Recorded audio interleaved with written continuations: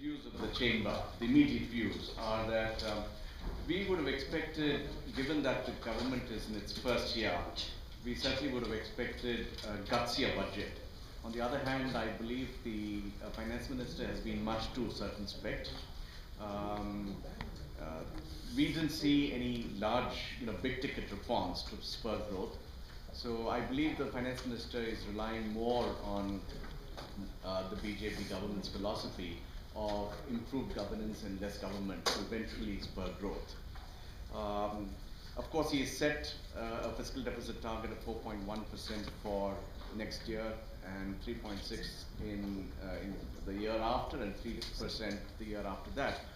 The chamber welcomes the intention of the government towards greater fiscal consolidation, but how that is going to be achieved in the absence of tax reforms, especially in the area of rationalization of tax rates and simplifying the tax structure. In neither area we've seen any concerted policy action. So the absence of any major tax reforms, how the tax GDP ratio is going to be improved from the present level of 10-11% to the rates prevailing in other developing countries such as Indonesia, which is around 17-18%. How are we going to move in that direction is a moot point. There have been some action, some policy action insofar as the much needed impetus to the housing sector is concerned, and also there have been some policy action in the area of banking sector reforms. And he's also addressed the issue of the inverted duty structure in certain key industries such as textiles, computers, soaps and batteries. While on some of these areas there has been some action, the chamber did not see much by way of incentives for further job creation, given that we need to create at least 100 million jobs over the next 15 years.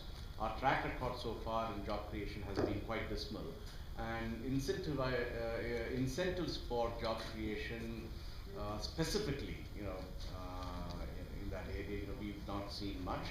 And also, as far as capital market reforms are concerned, it has been the long-standing demand of not only the chamber but of the capital market sector as well, that transaction costs should be minimized, especially STT and CTT rates, which are overbearing. We would have liked to see some action in that front, but this budget has been devoid of that. So on the whole, we believe that the finance minister could have done a lot more. It could have been bolder, but I think he believes that by way of improved governance and less government, this government hopes to move the economy forward. So it remains to be seen how exactly this budget is going to spur economic growth. With these few words, I would like to ask my colleagues to share their thoughts as well.